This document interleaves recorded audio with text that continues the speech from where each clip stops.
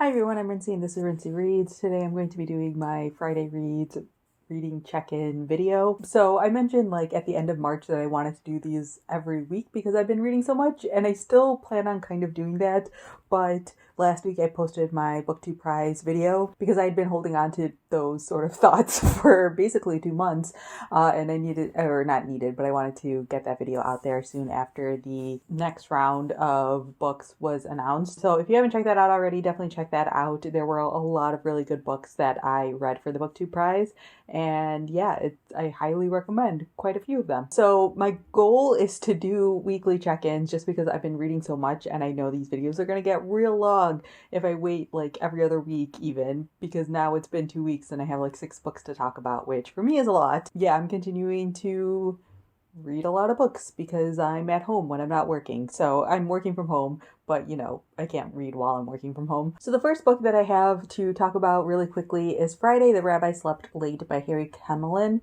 Or Kemelman. This is a really random book that I read. I read what I think is the third or fourth book in this series for a Read or Dead episode a while back, and I enjoyed it and it was cute, and so I was like, oh, maybe my library has some of the other books, and so I requested that my library buy the ebook of the first book. Again, this was pretty soon after I'd read that third or fourth book, whatever it was, years ago, and they never bought it until this past couple of weeks when my library, I think, got an increase in their digital spending, or they've reallocated funds for their digital catalog because of the stay-at-home orders and things like that. And so they've been buying a lot of ebooks and audiobooks, and I'm noticing that a lot of the things that I requested a long time ago that were just kind of sitting in the requested queue are now being purchased, which is great, partially because I've also found other ways to read those books. So a lot of the books are hey, this book you requested is now available, do you want it? And I'm no, I read it already, but thank you.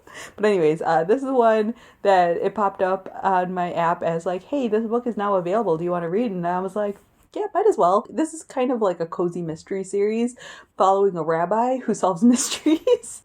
This is such a specific niche cozy. And I'm does anyone else care about this? Probably not, but I really think they're cute. And hey, on the day I'm recording it, it's Passover, so, kind of seasonally appropriate. Anyways, yes, you are following this rabbi named Rabbi Small, who is a relatively young, relatively new pastor at this, or not pastor, rabbi at this temple. And the entire first at least third, if not more, of the story is literally just things that are happening with the congregation and with different people that attend this temple. The mystery doesn't come into play until more than a third. I would even say halfway through the book. So if that's something that bothers you, be forewarned. But yes, the mystery is that there is this woman who is found dead next to the parking lot of the temple. And Rabbi Small is technically one of the suspects because he was in his office when all of this was happening, and there's other stuff that happens too, but then Rabbi Small kind of gets into trying to figure out what exactly is going on because obviously this is a terrible thing that has happened, and he becomes sort of he doesn't really become an amateur detective, but he sort of just asks good questions and uses his brain in interesting ways that the police officers don't, to try to figure out what exactly is going on. And so, like I said, this is the first in a series of books. This feels a little bit like historical fiction only because this is set in the 1960s, but these were also originally published in the 1960s, so they are technically contemporary. But yeah, they just are 100% cozies, and there's not a whole lot I can do to recommend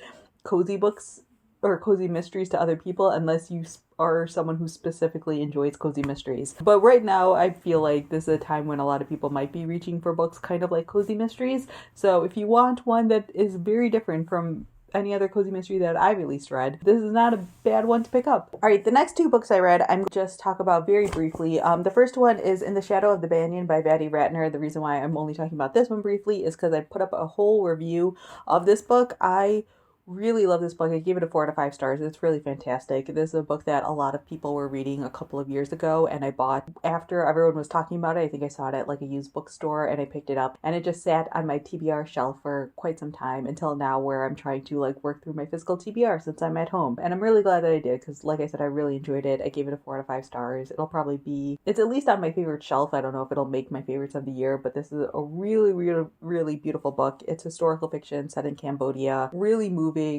really harrowing, but full of hope, and I really enjoyed it. So yeah, if you want to hear my full thoughts about this book and like a full synopsis and all of that stuff, definitely go check out that review. But if this is a book that you remember hearing about a while ago and you may have like forgotten about because it's been a couple of years, this is a reminder or a backlist bump or however you want to call it. This is a really, really great book that I definitely recommend, especially if you're someone who enjoys historical fiction books. All right, next, I also read The Nickel Boys by Colson Whitehead, and this is another book that I'm going to do a whole review on because I have feelings and thoughts about this book as well. This is also a historical fiction book that is also quite harrowing at times and difficult to read, but overall, I really enjoyed it. I really like the way that Colson Whitehead writes. This one is set in like the 1960s, and you're following a boy named Elwood, and it's a story about like his life growing up a little bit, but also about him getting sent to this place called Nickel Academy, which is like this really terrible juvenile facility sort of thing. But yeah, like I said, I have a lot of thoughts on this book. Not a lot, but I have thoughts on this book that I want to like flesh out more, so I'm not going to talk about it fully here. So my plan is to put out a review on this one this coming Monday. So yeah, like my sort of unofficial goal during this time period where I'm reading a whole lot more is to do weekly updates on Friday so I can talk about the books that I've been reading lately, but also while I'm reading books, there are ones like this one and In the Shadow of the Banyan that I have a lot of thoughts on, and so if I want to do full reviews, I'll probably put them out on Monday. So keep an eye out for that in your sub feeds or however you're checking when videos are going up. But yeah, along with my regular Friday videos, I'm going to try to put out Monday videos when I can of these like fuller reviews. So that way I'm not getting like too backlogged in terms of like reviews and wrap ups and things like that. All right, next I read The Betel Nut Tree Mystery by Ovidia Yu. This is a historical mystery book that kind of leans on the cozy mystery side of things, but it's a historical mystery. I read this book for the most recent episode of Red or Dead that I did. A link to that podcast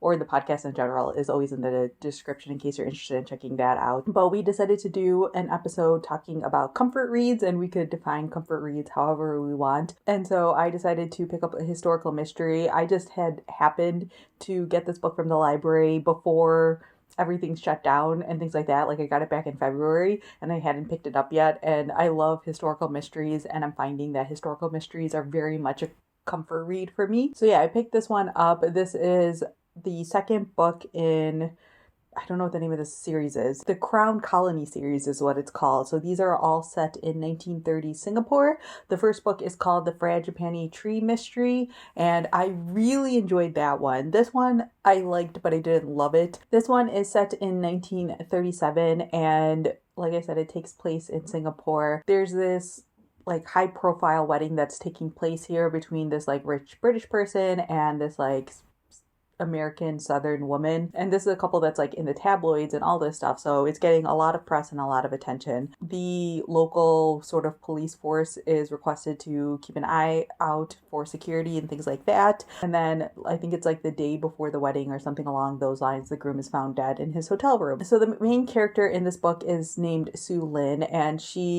in the first book, you find out like she was born with polio, and so she like walks with a bit of a limp, and she doesn't have a whole lot of prospects in terms of getting married, but she's also someone who doesn't really have a lot of interest in getting married. She wants to like become a journalist and have a career and do all this stuff.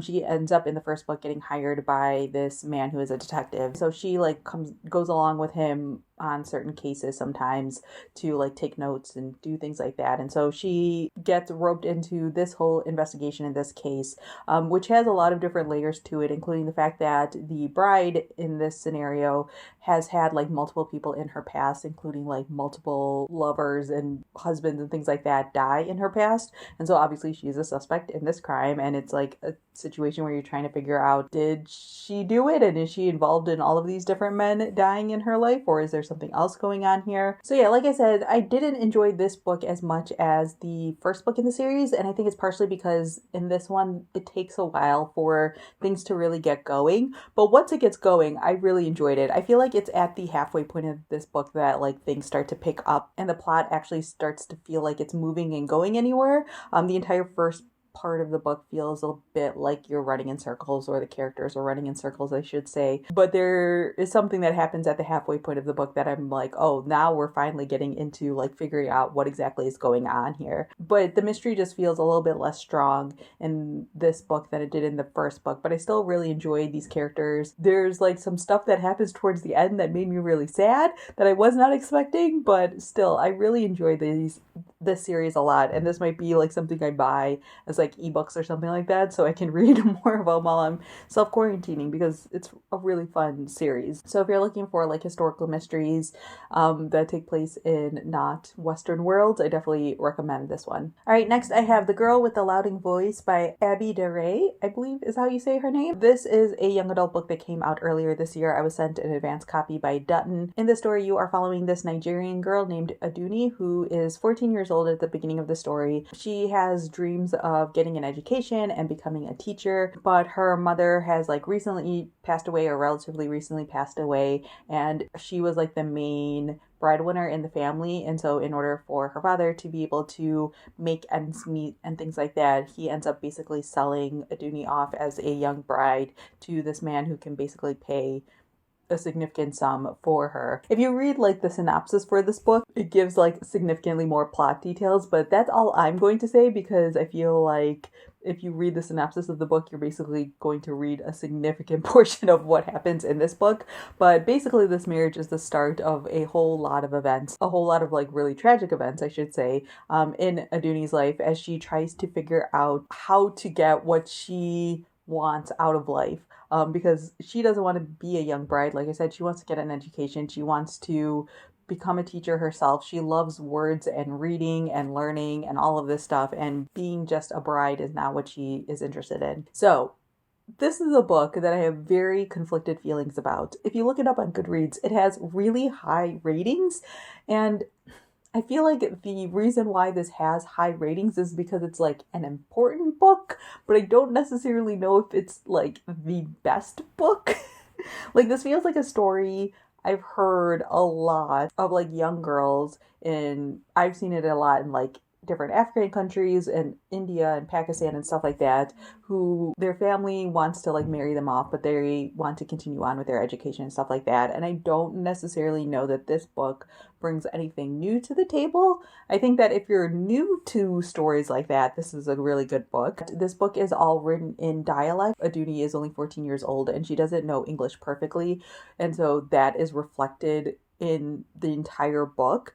But one of the things that really bothered me is that like her dialect is really inconsistent. Like, all of this is told from Aduni's point of view, and so there's sometimes things that are written here that are like really, really beautifully done, but then at the same time you'll have Aduni struggling with like basic words and phrases. And I don't know, like, part of me feels weird criticizing that, because I don't know what it's like to like learn English as a second language. So it's possible, I guess, that someone could like pick up on phrases and descriptions like that while also like not understanding or not fully learning other sorts of like grammar rules and stuff like that. So it's possible that that's accurate, but it always like threw me off a little bit. Again, there are things about this that just felt like kind of inconsistent to me. Like, Aduni felt really naive about like the way things happen in the world and in her country and with her culture, because she mentions multiple times that there are like lots of girls who are young brides, and like when she gets to 14, like that's like about the age that other young girls start to get married and things like that. And so it's not completely foreign, but then she seems like so shocked and surprised by so much that happens to her. But I will say, like, towards the end of the book, some scenery starts to change and like the book takes a different feeling to it. And I enjoyed that like sort of storyline and plot a little bit more. So yeah, I mean, this is not, again, a bad book by any means, but I also don't feel like it was necessarily like groundbreaking in any way, as someone who has read, again,